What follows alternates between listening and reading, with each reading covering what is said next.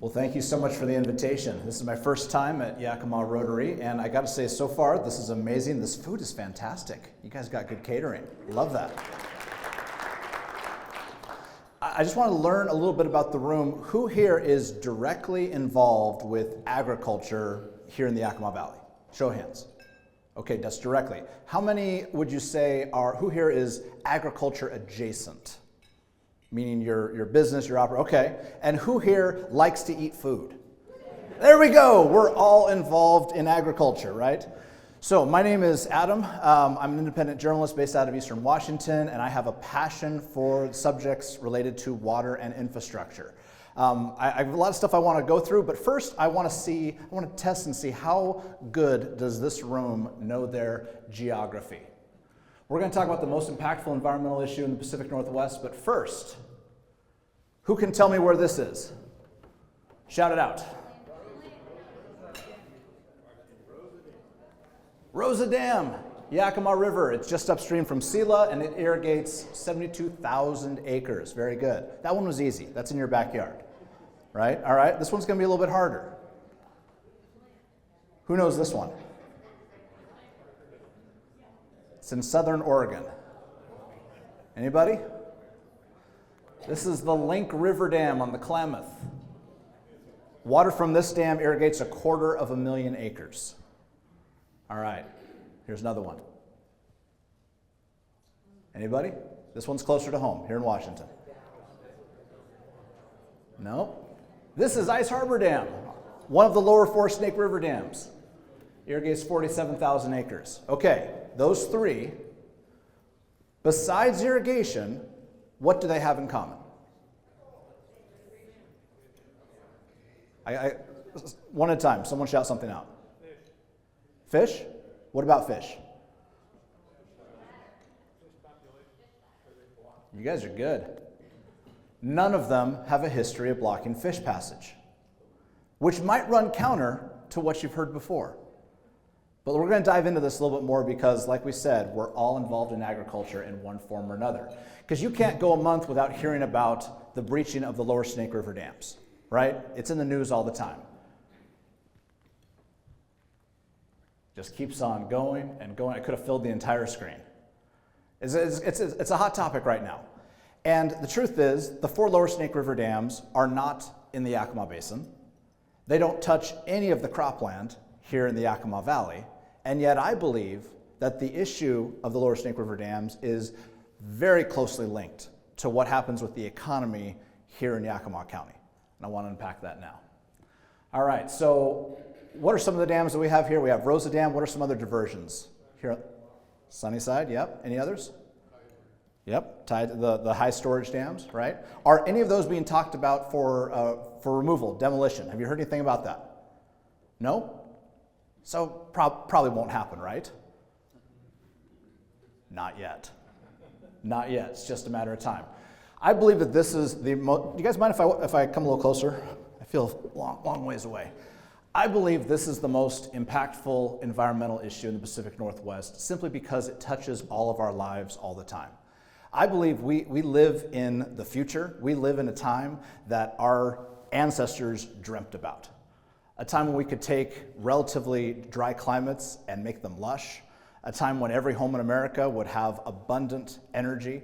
You know, when life expectancies were longer and our food supply was secure.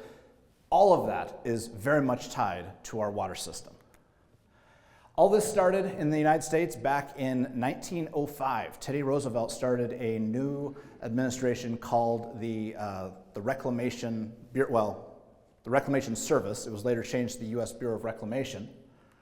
And they came here to the Yakima Valley and they built a ton of storage dams and diversion dams. Most of the infrastructure that moves water through the valley was built by the U.S. Bureau of Reclamation in the first half of the 20th century, first quarter of the 20th century, really. Then we have the U.S. Army Corps of Engineers. They cut their teeth on the Panama Canal project. That's when they did their first big water project, and then they were tasked with operating all the navigable waterways in North America. And out here, that meant the Columbia Snake River, because we have this inland waterway, and we want to be able to get our goods to and from markets.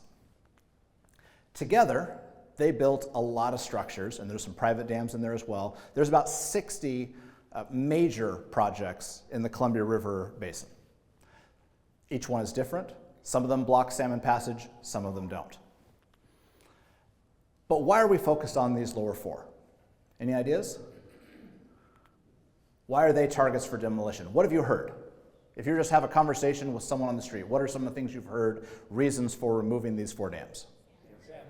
Salmon. Why specifically? Bring them back. Bring them back. Okay, that implies that they're missing. All right. Anything else? They don't generate power. There we go. Okay. So, this is a common thing that's said. The dams are old. They're obsolete. The dams produce very little power. We could get rid of them and you wouldn't even notice. Very easily replaceable. The dams block access to habitat. And none of us can argue with just how important wild salmon are to the history and the culture of the Pacific Northwest. That's not up for debate. We don't want to see wild salmon disappear in the Northwest. And the dam's benefits, it can be easily replaced. Very easily, right? Just pump the water a little bit further, put up a few more windmills, it'll be great. And really, this is our only option. If we don't breach the dams, that's the end. That's the end of wild salmon in the Pacific Northwest. We have no choice. We only have 5 to 10 years to do it. Hurry, do it now while there's still time. The problem is, none of that is actually true. None of it. The dams are not old. The last one was built in 1975. It's actually some of the newest and most well-maintained infrastructure we have of its kind in North America. The dams produce an enormous amount of power. Did you know that one of the 4 lower Snake River dams has enough capacity to power all of eastern Washington? Everything from the Cascades east, including Spokane, Tri-Cities, Yakima, all the metro areas. And we have 4 of them. The dams block access to habitat. Fun fact, the dams don't block any habitat at all. They've had state-of-the-art fish passage facilities since day one. It's a little interesting, though. There are dams on the Snake River that do block habitat, but we never talk about them, and you never hear them being talked about. Here's a fun question for you. In the state of Idaho, there's about 25 major dams. Of those dams, how many do you think have fish ladders? 24. In the entire state of Idaho, 24 out of 25? 2? Correct, 0. There are no fish ladders in the state of Idaho. None whatsoever. The dam's benefits can be easily replaced. So when we talk about measuring hydropower, you can look at the peak capacity or you can look at the total amount that was produced. Think of it as like how many trees do you have in your orchard versus how many tons of product you actually produced. Both numbers are important, but in the case of how much hydropower is produced, if you add up the kilowatt hours of those 4 dams, it roughly equals the demand of the city of Seattle in a year. It's a huge amount of energy. It's a huge amount of energy that would be very difficult to replace. Another one of the dam's benefits is the transportation on the river, moving all those goods up and down. We currently do that by barge. Critics have often pointed out that railroad still works. What if we moved all of that grain off of the river and on train cars? Well, it's not hard to do the math on what the conversion is going to be when it comes to fuel consumption and the pollution that it produces. If you were to add up all of the CO2, all the pollution that would come out of making that conversion, plus the amount of CO2 in the atmosphere as a result of shutting down the hydropower and moving it over to wind and solar. Because here's the thing about wind and solar. It's not always windy, it's not always sunny, which means you have to back it up with natural gas. It comes out to 5.3 million tons of CO2 a year. The city of Seattle only produces 3 million tons of CO2. So the environmental consequences, the negative environmental consequences of pulling out those dams is like adding another 1.25 Seattles to the pollution load of our state. It's enormous, but you never hear about these things talked about. The only solution is to breach, as if that's the only way that we could restore habitat on the Snake River.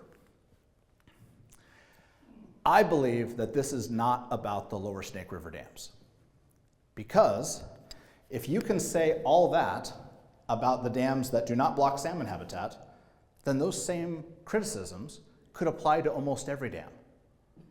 Every single canal diversion, every single storage dam.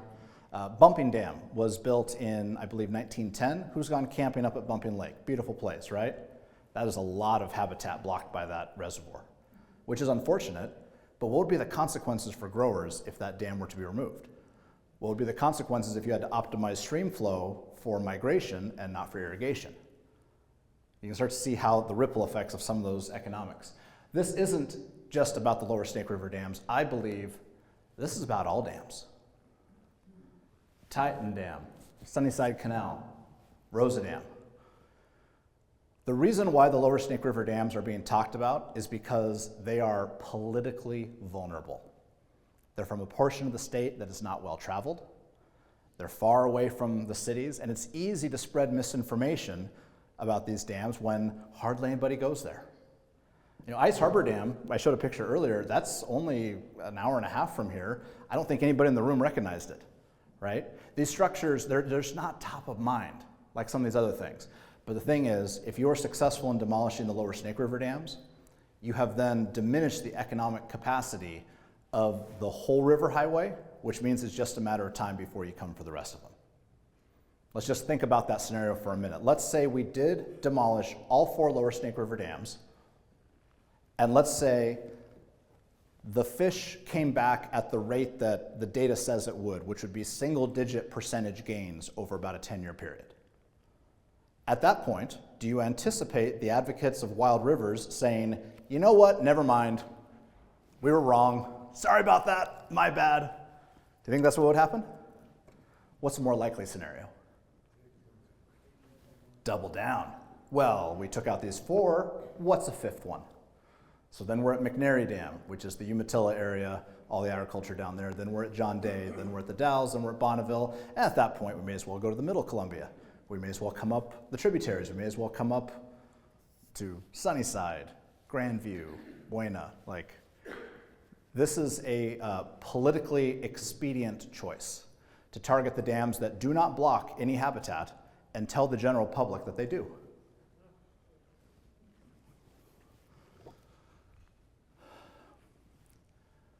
Who's followed this story here? The Klamath River in Northern California. See a couple of hands. All right. This is an interesting side story because the dams on the Klamath actually did block salmon, and quite dramatically. A huge amount of habitat was opened up by removing these dams. And the amazing thing is, the adult salmon came back into the dammed up area almost immediately. I'm kind of on the fence on this one as to whether or not it was a good idea, but the pictures, here you can see right there, the pictures of the spawning salmon coming back up the river, it's very inspiring. It's very inspiring. It's like, oh, this is so cool, you know, enjoy the win, right? They got rid of the dam, they got the salmon habitat back. We should be good, right? That was last year. This was in Oregon Public Radio yesterday.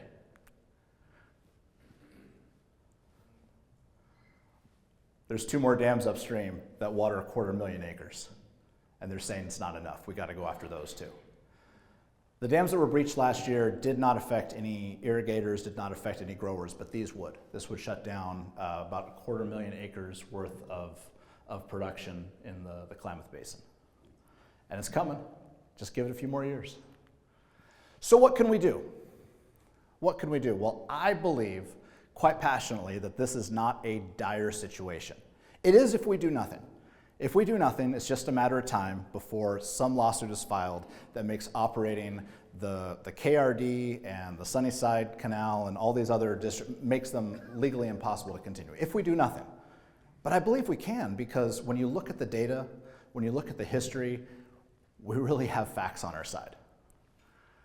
I believe that we need to shift the conversation away from this being a left versus right, team blue versus team red issue. So here's a fun fact. If you were more conservative leaning in the 1920s, you would likely have been vehemently against dam construction.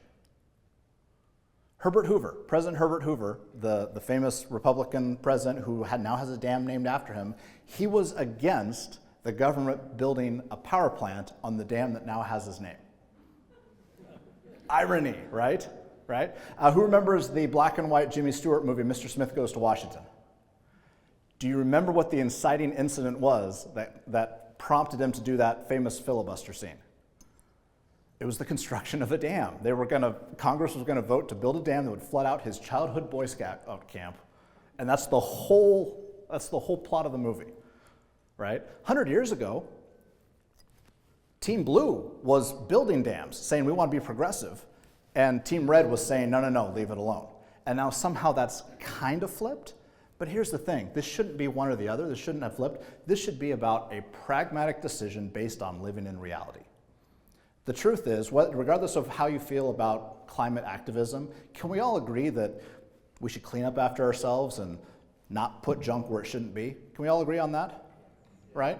Regardless of what you think about politics, can we just all agree that if we don't have to put a lot of extra CO2 in the atmosphere, then maybe we shouldn't?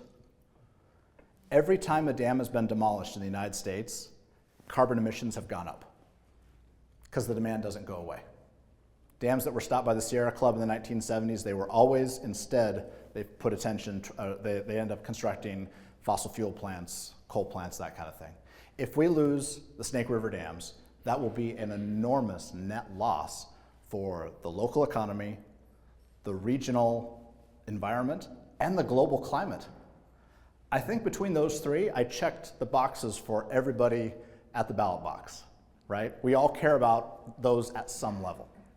And so I believe the solution here is for us to get out of our partisan echo chambers and really be willing to kind of move to the center and say, hold on, these Snake River dams are something that we should all be able to get behind, because ultimately it's about the sustainability not just of our economy, but also of our environment.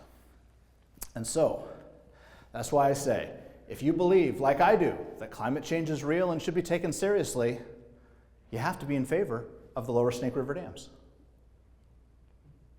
That's my presentation. Does anybody have any questions or thoughts about this issue and how it might affect the people of the Yakima Valley? I mean this very respectfully. Yeah. But are you lobbying for something, a bill or some sort of contract or plan, or you're here today to inform us about this, so what's your objective? My objective is to bring reality and sanity back to this issue. I am a private business owner. I own a media company. I create content, and the web series that you saw up on the screen earlier, that's been my passion project for a while, and we lose money on it every year. But there's kind of a sense, especially in the ag community of Eastern Washington, that the traditional narratives around this issue haven't really been making a dent. We've mostly been preaching to the choir. And so a group of growers in Eastern Washington got together and said, we want to do something different. And they asked, hey, you seem to have some things to say, what do you think?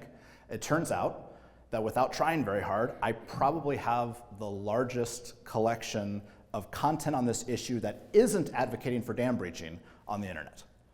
And that happened quite accidentally. And so if anybody's interested, we have founded a new educational nonprofit called the Center for Sustainability and Work in Rivers. Our objective is to help nudge the conversation about this topic in a productive direction, because right now, the people who are in favor of keeping our infrastructure, of keeping our irrigation canals, they're not very well funded, but the opposition is. And it's somewhere in the low 8 digits being spent just on public engagement, producing films, documentaries. You know, as a filmmaker, I could walk into any Patagonia store in America and say, I like salmon, and they'll hand me a check for $100,000. Like, it's a very well-funded lobbying happening on that side. Over here on Team Sanity, we're going, well, can we at least just talk about the facts? And so this has all just been happening the last 12 months, and we're just getting started. If you have any ideas and would like to participate, please let me know. Yes, sir. You didn't mention anything about flood control, and we all watch what happens in the Midwest. I only had 15 minutes. How much do these help us with flood control in the Northwest? So flood control works as a system, and by themselves, the lower 4 Snake River dams have fairly minimal flood control capacity, but because they're part of a larger sequence of dams, it works quite well together. So the real flood storage happens on the high dams, like Tieton, Tietson Dam is a flood control dam and is contributing to why you haven't had a catastrophic flood in Yakima in a century. So dams like Dvorak, Hungry Horse, Detroit, like that, the high mountain dams are the reason why we have flood control capacity. You can then manage that little by little downstream as you get to dams like these. So that is one of the talking points for removing the dams, is saying, well, they don't do flood control, which is about 80% true. The dams by themselves don't do flood control, but because they work as a system, they do contribute to the flood control that we all benefit from every year. Thank you.